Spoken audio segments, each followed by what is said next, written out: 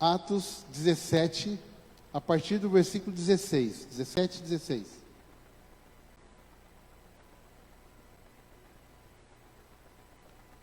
Eu quero falar um pouco sobre o tema ao Deus desconhecido. É um tema muito conhecido, ao Deus desconhecido. Diz assim, Atos 17, 16. Enquanto Paulo os esperava em Atenas, o seu espírito se revoltava em face da idolatria dominante na cidade. Por isso falava na sinagoga com os judeus e os gentios piedosos, também na praça todos os dias com os que se encontravam ali. E alguns dos filósofos epicureus e estoicos discutiam com ele, havendo quem perguntasse: que quer dizer esse tagarela? Outros diziam: parece pregador de deuses estranhos. Diziam isso porque Paulo pregava Jesus e a ressurreição. Então, tomando-o consigo, levaram-no ao Areópago, dizendo: podemos saber que nova doutrina é essa que você ensina? Pois você nos traz aos ouvidos coisas estranhas, e queremos saber o que vem a ser isso. Acontece que todos os de Atenas e os estrangeiros residentes não se ocupavam com outra coisa senão dizer ou ouvir as últimas novidades. Então Paulo, levantando-se no meio do Areópago, disse: senhores atenienses, percebo que em tudo vocês são bastante religiosos, porque andando pela cidade e observando os objetos de culto que vocês têm, encontrei também um altar no qual aparece a seguinte inscrição: ao Deus desconhecido. Pois esse que vocês adoram sem conhecer é precisamente aquele que eu lhes anuncio, o Deus que fez o mundo e tudo que nele existe, sendo ele Senhor do céu e da terra, não habita em santuários feitos por mãos humanas, nem é servido por mãos humanas, como se precisasse de alguma coisa, pois ele mesmo é quem a todos dá vida, respiração e tudo mais. De um só homem fez todas as nações para habitarem sobre a face da terra, havendo fixado os tempos previamente estabelecidos e os limites da sua habitação, para buscarem Deus, se porventura tateando o possam achar, ainda que não esteja longe de cada um de nós, pois nele vivemos, nos movemos e existimos, como alguns dos poetas de vocês disseram, porque dele também somos geração. Pai, nós lemos a Tua palavra, que é poderosa em si mesma, porque é Tua palavra. E nós cremos no poder que ela tem de nos alcançar, de nos restaurar, de fazer a obra do Senhor em nossas vidas. Fale aos nossos corações, quebre muralhas nesta manhã. Quebre muralhas, fortalezas, e glorifique o Teu nome nessa manhã, em nome de Jesus. Amém. Irmãos, o apóstolo Paulo, como nós lemos aí, ele estava em Atenas, na Grécia, e como um bom evangelista que Paulo era, ele começou a observar o ambiente, a observar a cultura daquele povo, as atitudes que eles tinham, inclusive as suas atitudes religiosas, e no momento em que ele entendeu que era um bom momento, ele começou então a pregar o evangelho àquelas pessoas. E logo de início ele fez algumas observações acerca de algumas características daquelas pessoas que o estavam ouvindo. E ele começa então dizendo assim: senhores atenienses, percebo que em tudo vocês são bastante religiosos. E ele fala: olha, eu vi os objetos de culto de vocês, e entre os objetos estava também um altar com uma inscrição ao Deus desconhecido. E esse Deus desconhecido que vocês adoram sem saber, porque é desconhecido de vocês, é o Deus que eu quero anunciar a vocês nesse momento. E o mais importante para nós, não somente nessa manhã, mas sempre, é a pessoa de Deus, e é sobre ele que eu quero deter um pouco mais de tempo, mas vale observar também algumas características religiosas, daquela pessoa religiosa, daquele homem religioso, o contraste que tem da pessoa adoradora.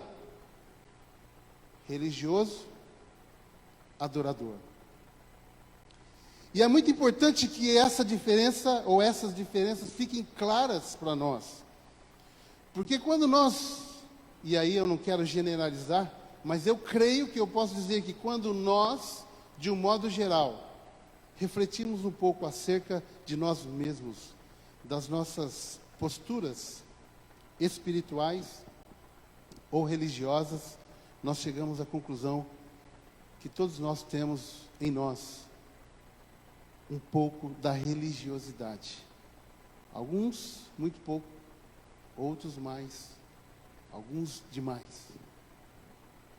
Embora, na minha percepção, religiosidade é sempre demais. A religião é boa em si, mas a religiosidade não. E nesse texto que Paulo está pregando, ele diz assim, que, segundo nós conseguimos perceber, que os religiosos, eles acumulam para si objetos sagrados, como, por exemplo, o templo, ou o próprio altar.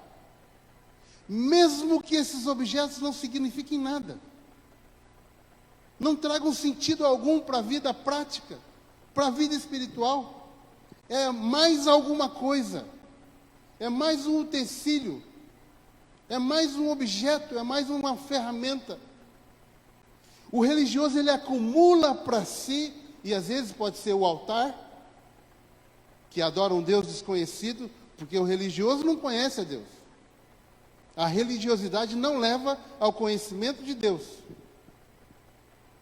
Às vezes o templo, até na conferência, o pastor Nuno, que já foi citado aqui, que aliás a conferência foi uma bênção, ele citou a mulher samaritana, lá de João capítulo 4, versículo 20 e 24, que ela queria adorar, mas ela estava impregnada pela cultura da sua região, não só de Samaria, quanto também da Judéia, onde as pessoas entendiam, achavam que tinham que adorar exatamente no templo.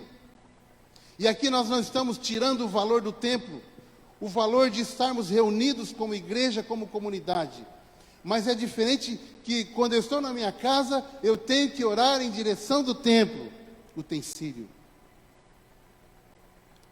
Se eu orar em casa, Deus não me abençoa, tem que estar no templo, utensílio, objeto de adoração. Se eu cantar, se eu louvar ao Senhor na minha casa, não tem tanto valor como o valor de estar no templo, de fazer isso no templo, utensílio, religiosidade. Enquanto o religioso adora o objeto, o utensílio, o adorador adora o Deus do altar.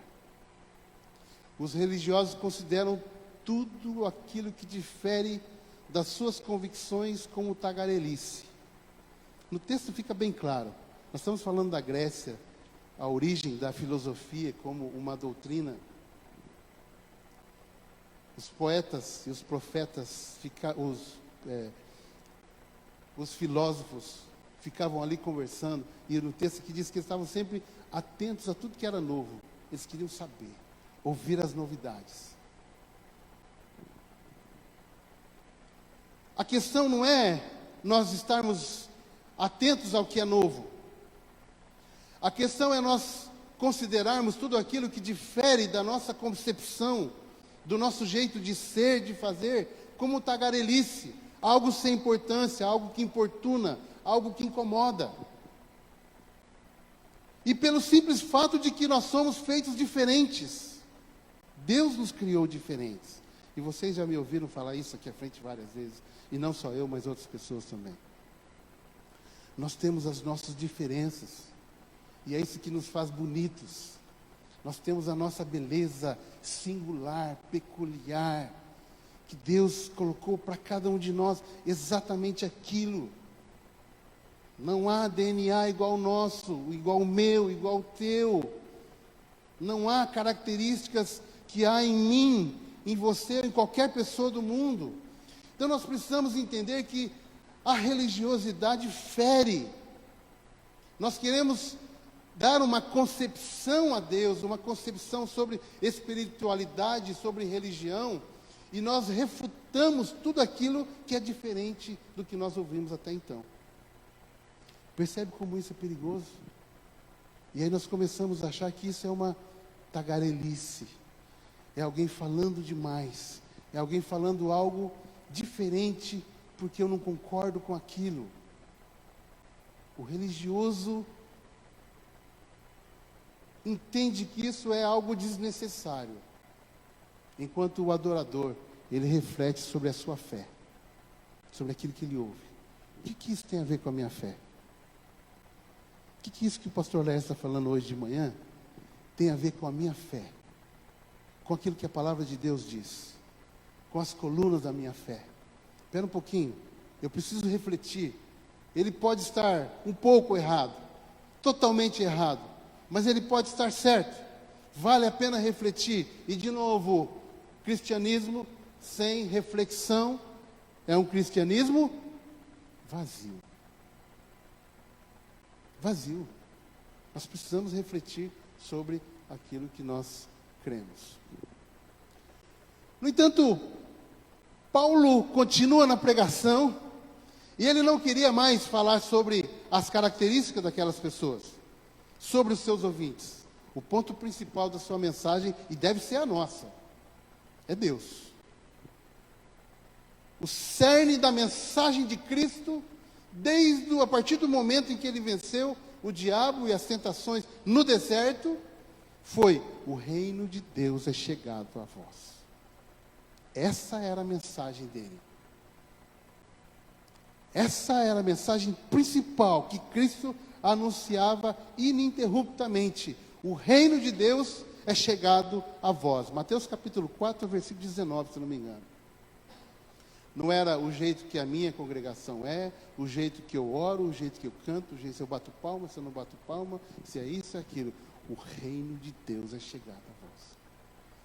E Paulo, então, ele começa a falar sobre isso, e ele fala: olha, eu tenho uma novidade para vocês. Se é a novidade que vocês querem, então lá vai uma e das boas. O Deus que vocês levantaram um altar para adorá-lo, e nele tem uma inscrição: ao Deus desconhecido, esse Deus eu conheço. E é sobre ele que eu quero falar. E ele começa então a falar um pouquinho de Deus. O Deus que fez o mundo e tudo que nele existe.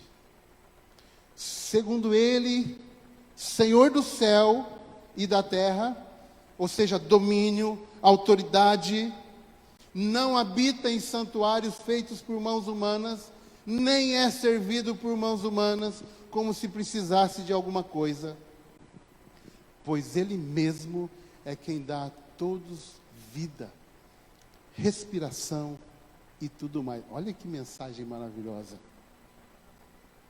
Que Deus você e eu temos pregado?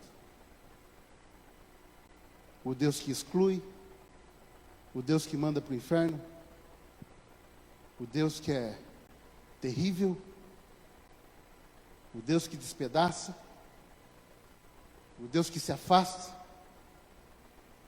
o Deus que se vangloria com a derrota, com a nossa derrota.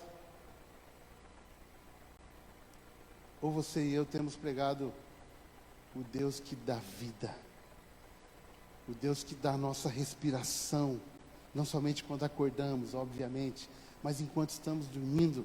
É por isso que um dos salmistas fala assim, que Deus dá aos seus enquanto dormem.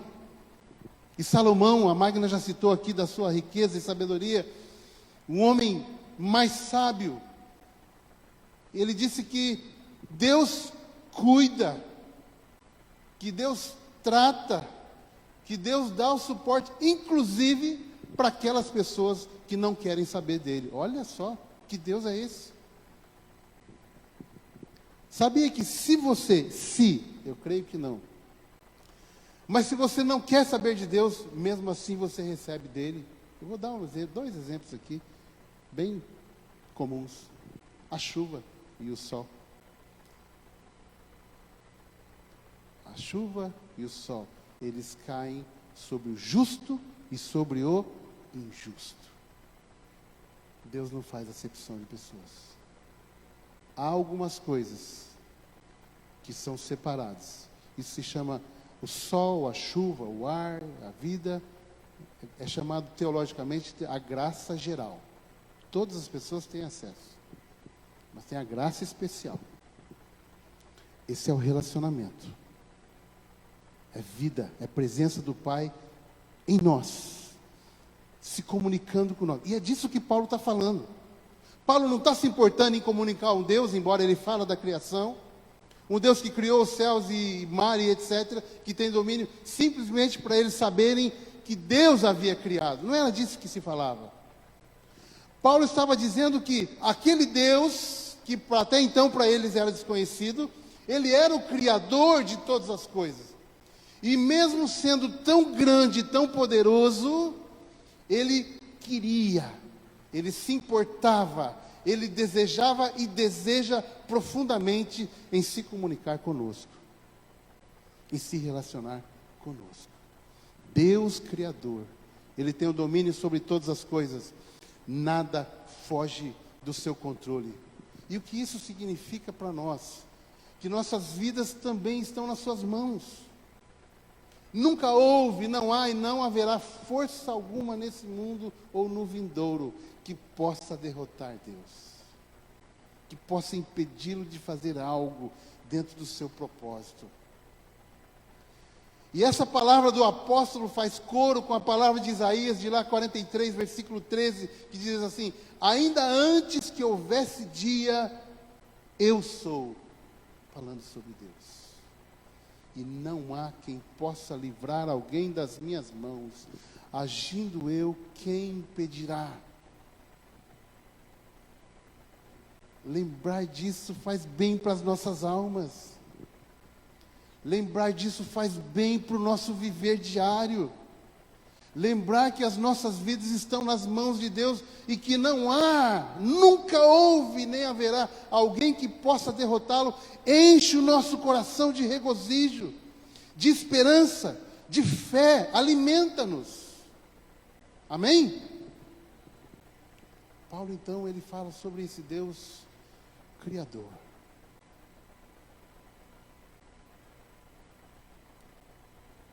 Qual é a luta que você está passando nesse dia? Talvez você entrou aqui com o coração rejubilante, que maravilha, alegria. Olha, pastor, eu nem lembro se eu tenho algum problema hoje. É possível.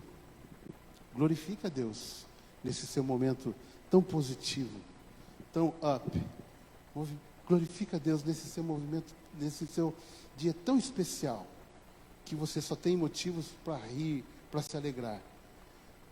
Mas é possível que alguém aqui está também passando por tribulações, por dias difíceis, problemas de relacionamento, problemas financeiros, sem trabalho, precisando de documento, saudade do Brasil ou do outro lugar, o coração apertado por qualquer situação, enfermidade. Deus tem a sua vida em suas mãos. Amém? Diga para você assim: Deus tem a minha vida nas mãos dele. Você crê nisso? Amém? Glória a Deus. E nessa palavra de Paulo, ele diz assim, que Deus habita em meio à sua criação. Ele não precisa de tempo. Não precisa. Pastor, mas você está falando que esse tempo aqui não é importante, tá? Nada disso. Eu estou falando que Deus não precisa dele. Somos nós que precisamos. E quando nós estamos aqui, Deus está habitando em nosso meio. E eu gosto sempre de fazer um exercício com as pessoas. Pense assim, aí do seu ladinho. Se por acaso tiver pessoa dos seus dois lados, esquerdo ou direito, não tem problema. Está aí do seu lado. Deus está aí com você agora. Você está sentindo? Amém. Não está sentindo? Amém. Não estou sentindo Deus aqui não, pastor. Mas Ele está. Eu não estou sentindo o Espírito Santo aqui falando comigo. Eu não estou sentindo, eu estou ouvindo, estou entendendo, mas eu não estou sentindo. Mas Deus está aqui. E esse movimento, essa dinâmica, precisa ficar bem claro nos nossos corações. Porque, de novo, nos traz a nossa memória, a nossa mente, a nossa recordação de que o Senhor está conosco. E se o Senhor está conosco, nada pode nos derrotar. Nós somos abalados, nós sofremos, e sofremos perdas muitas vezes. Mas o Senhor está conosco, é a nossa garantia de vitória eterna. Não significa isenção de sofrimento neste mundo. O próprio Jesus disse, né? No mundo tereis aflições. No mundo tereis aflições. Mas tende bom ânimo, eu venci o mundo. E para aí, né? Aí vós vencereis, não. Eu venci o mundo. Mas lá em Romanos capítulo 8, versículo 37 diz: somos mais do que vencedores por aquele que nos amou. O que pode parar você? O que pode te impedir de caminhar dentro do propósito de Deus? A Bíblia, quando fala sobre nós, fala como discípulos, mas fala também como soldados. E Paulo, quando escreve a Timóteo, ele fala que o bom soldado não se prende às coisas deste mundo. O problema não é que as coisas deste mundo são mais poderosas do que eu e você. O problema não é que as coisas deste mundo são pecaminosas em si mesmas. O problema é que nós nos deixamos contaminar. Porque na verdade está no nosso coração esse desejo ruim, esse desejo contaminado. E aí nós nos entregamos e deixamos de ouvir a voz de Deus. Esquecemos que o Senhor tem cuidado de nós. Deus não é um Deus de altar. Deus não é um Deus de inscrição ao Deus desconhecido. Deus não é um Deus de slogans, de máximas, de jargões. Deus é um Deus de princípios. E o princípio de Deus é o amor que o move em nossa direção. E eu gosto sempre de lembrar que não há religião no mundo, nunca houve religião no mundo que prega um Deus, o sagrado, que sai do seu ambiente sagrado, da sua perfeição, e vai na direção do impuro, do pagão, do pecaminoso, do caído. Não há. Você pode me dizer aqui, eu até desafio alguém a dizer, tal religião ensina isso. Não é verdade. O princípio das religiões é: fique bem, e aí você alcança o sagrado. Budismo, por exemplo. Fique bem, vai sendo transformado, reencarnado, vai sendo purificado, até que você alcance aí o nirvana, aí você está já no nível para conhecer o sagrado. Paulo, quando fala sobre Jesus, que é o próprio Deus, Filipenses capítulo 2, ele diz assim, ele sendo o próprio Deus, não tomou para si, não usurpou o ser Deus, antes esvaziou-se de si mesmo, ou seja, deixou do seu ambiente sagrado, da sua posição sagrada e perfeita, e esvaziou-se e veio na direção do homem, nascendo em forma de homem, tornou-se servo em carne para morrer por nós, e foi obediente até a morte, e morte de cruz. Você já, por algum momento, você duvidou do amor de alguém a você? O amor do seu cônjuge, o amor de alguém da sua família, o amor de um amigo, de uma amiga, de pessoas que diziam que te amavam.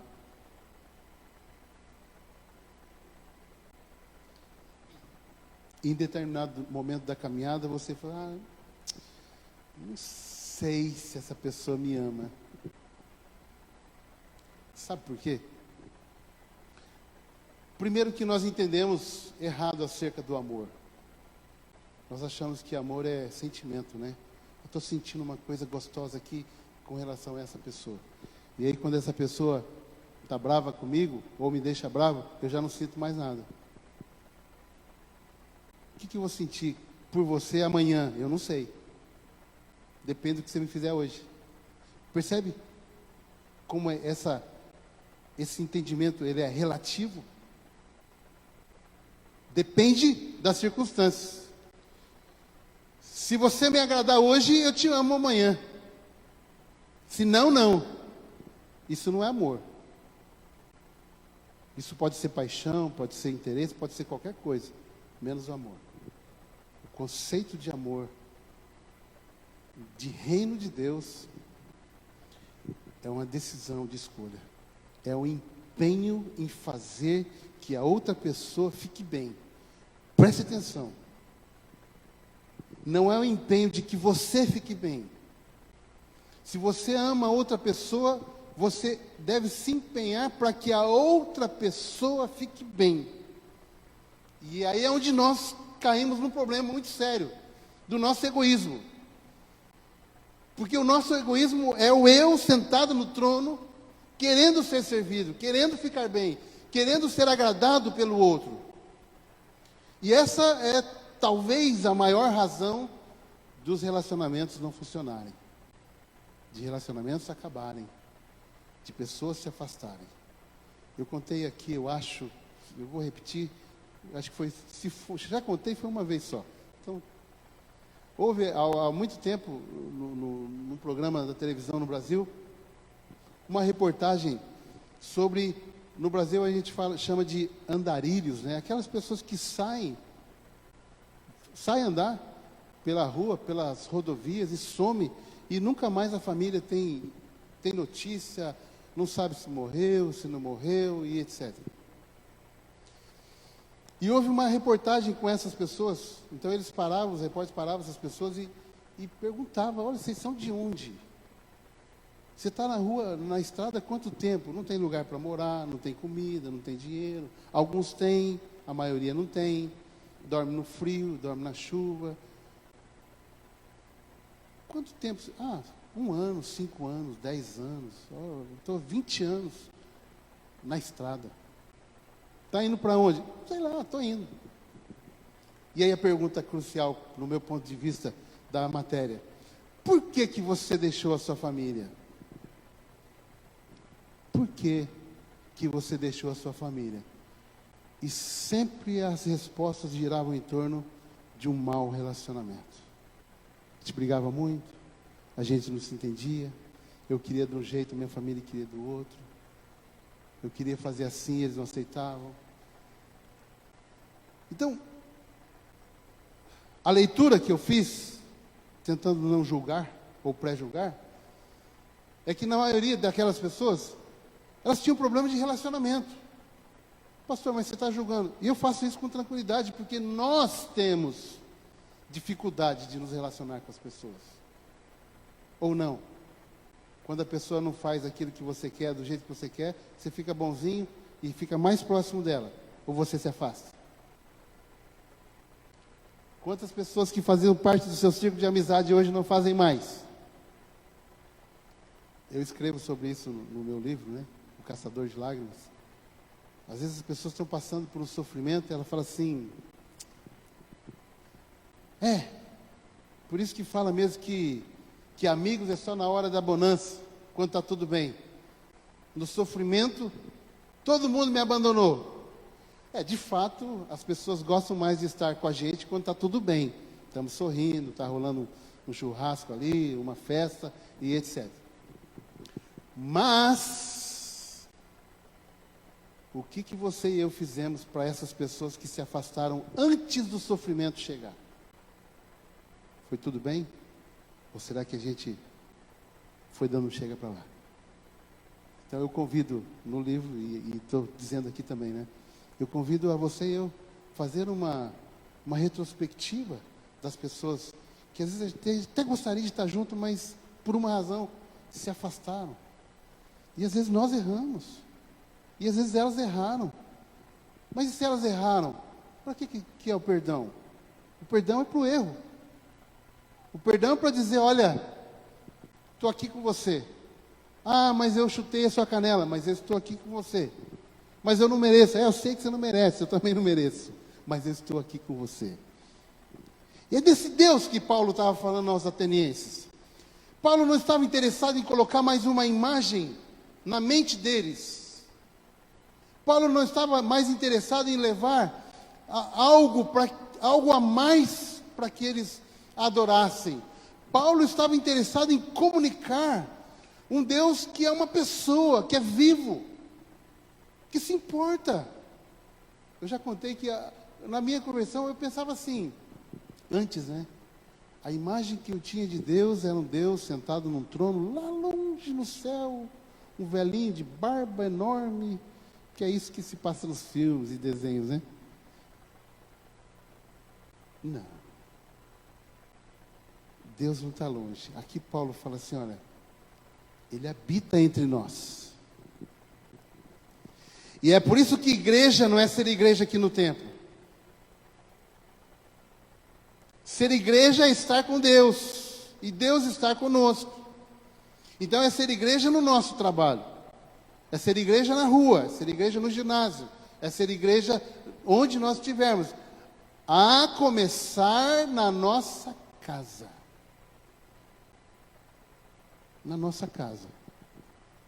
O nosso cônjuge tem que olhar para nós e dizer assim, ele ou ela é igreja. E aqui eu não estou falando que não pode discordar não, gente. Eu tenho atritos às vezes com o meu cônjuge, então eu não sou igreja. Não é disso que eu estou falando. Os atritos surgem, os conflitos surgem e precisam ser resolvidos. Mas Deus é Deus conosco. E é isso que Paulo está dizendo. E quando você estiver lá na sua casa, você crê que Deus está ali. Eu não fui no culto hoje, porque não foi possível. Deus está ali. Deus não é um Deus que fica pegando seu cartão ponto para ver que hora que você veio, se compareceu, se veio, se não, se está no limbo. O que não significa, de novo, que não é importante esse momento nosso de celebração. Que nós passamos a semana toda sendo igreja lá fora. E aqui a gente vem para ouvir a palavra, para cantar, para celebrar, para louvar esse Deus que é Deus, digno de adoração, de ser honrado, de ser amado. E aí nós confessamos em coro que Deus é maravilhoso, meu Deus é um Deus de vitória, é um Deus e etc, não lembro a letra ali. Fazemos coro com o que o apóstolo Paulo disse, sim, Ele criou tudo, é desse Deus que eu estou falando.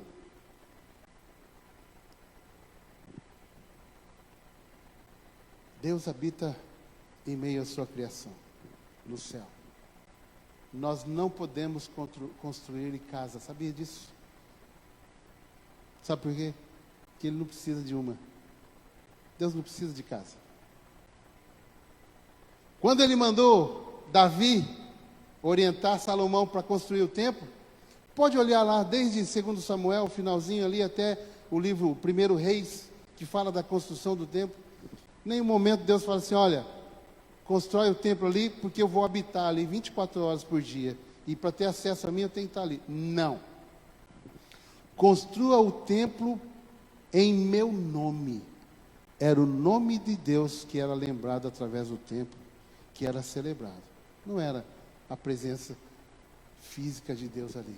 Embora Deus esteja no templo, quando nós estamos aqui. Quando nós fechamos a porta e vamos embora, é mais um prédio. Ele mesmo é quem dá vida, respiração e tudo mais. E Paulo termina, pelo menos até onde nós vemos, dizendo, nele vivemos, nos movemos e existimos. E agora eu quero convidar você a uma reflexão.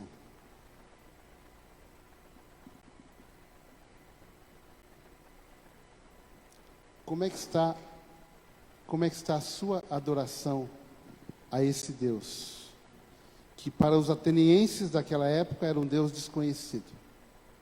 Para Paulo era um Deus conhecidíssimo. Para João, para Timóteo, para Davi, para Abraão, para mim, para você. Como é que está a sua adoração? Qual é? Você tem colocado objetos para bloquear a sua adoração antes de Deus? Ou você e eu temos colocado Deus acima de tudo? E no término dessa leitura, eu falo, nele nós movemos e existimos. Tudo é Ele quem nos dá, a vida, a respiração e tudo mais. E às vezes nós sofremos por coisas, por esquecermos, por não atentarmos desse fato, desse princípio importante, que é o cuidado de Deus em amor. Tudo Ele nos dá, dentro daquilo que nós precisamos. E aí eu volto à pergunta que eu fiz há um pouco atrás. Qual é a sua necessidade? Qual é a sua luta? Todos nós temos luta. Você e eu temos colocado Deus, conhecido por Paulo, no altar da nossa adoração. Você e eu temos colocado o Deus que Paulo pregou, que é o Deus que habita entre nós, reconhecendo, crendo que Ele está perto de nós, ou Ele se afasta de você quando você faz alguma coisa errada. Quantas vezes eu conversei com pessoas que diziam assim: eu acho que Deus está bravo comigo, acho que Deus está distante de mim, porque eu fiz isso ou aquilo. Deus não ama você por aquilo que você faz ou deixa de fazer. Deus não ama você porque você vem sempre na igreja, você ora, você canta, você é dizimista. Não. Sabe por que Deus te ama? Sabe por que Deus me ama? Porque Ele ama. Que a essência de Deus impede que Ele não nos ame. Que a essência de Deus impede que Ele não queira estar conosco. Ele quer, mesmo olhando para nós e vendo pessoas falhas e imperfeitas. A diferença do olhar humano é que é um olhar que estigmatiza, que essa pessoa é isso, é aquilo, é ou não é, é brasileiro, é português, é preto, é homossexual, ou é isso. O olhar de Deus é diferente, não tem estigma. Deus olha ali, aquele homem, eu criei, ser humano, pessoa. Aquela mulher, uma vida, eu criei, ser humano. Ele ama incondicionalmente. Já foi citado aqui, já foi cantado, que Deus nos amou sem nenhuma explicação, sem exigir nada. Saia desse ambiente de culpa, de desonra, de queda. Venha para perto de Deus. Deus não está preocupado com o seu pecado, Ele está preocupado com você, comigo. Ele quer que nós nos acheguemos a Ele, e quanto mais nós chegarmos a Ele, mais Ele vai operar em nós a obra que Ele propôs, o propósito para o qual Ele nos chamou. Feche seus olhos um instante. Pensa um pouquinho agora sobre você, não sobre outras pessoas, sobre quem está do seu lado.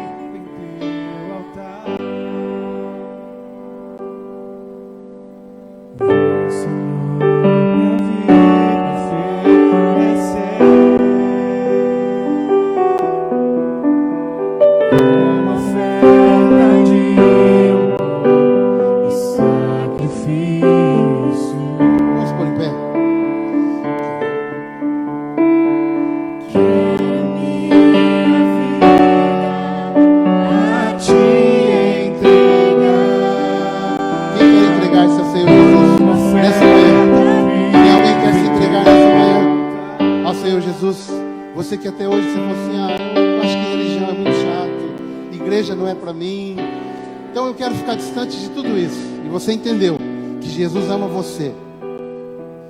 você quer nessa manhã se entregar e dizer assim: Senhor, eu quero que o Senhor habite em mim para sempre. Tem alguém? Eu quero orar com você. Tem alguém que está afastado da igreja, do caminho do Senhor. Você afastou, não sabe por quê, aconteceu coisas, e você quer nessa manhã voltar e dizer assim: a partir de hoje, pela graça do Senhor Jesus, eu quero servir ao Senhor. Todos com os olhos fechados agora, nesse instante. Levante a sua mão, quero orar com você. Amém, pode baixar. Mais alguém? Pode baixar. Mais alguém?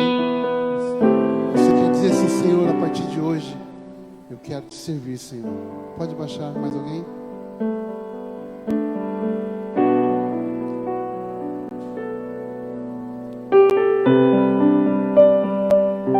Qual é a luta que você está enfrentando?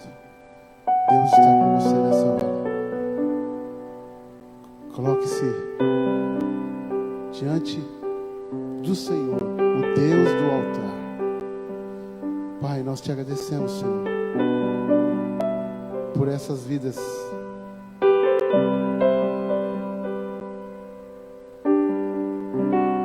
Te agradecemos, Senhor, por nossas vidas. Mas acima de tudo, te agradecemos, ó Deus, pelo Senhor que está conosco, pela tua presença, pelo sustento, pela vida, pelo alimento diário, pela respiração, por nos movermos e existirmos em Ti. Te agradecemos por tudo, por esse momento tão especial. Em nome de Jesus Cristo, Teu Filho. Amém. Amém. Glória a Deus. Toda honra, toda glória ao Senhor. Mais uma vez, que você possa voltar para sua casa com a convicção de que o Senhor está indo com você. Amém? Deus vai com você nessa manhã?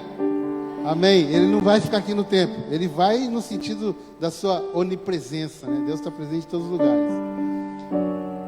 Relacionamento é contigo. É onde você vai, Deus está junto. E que a sua semana seja uma semana cheia da graça de Deus, cheia do perdão sobre você e sobre as pessoas que precisam do teu perdão.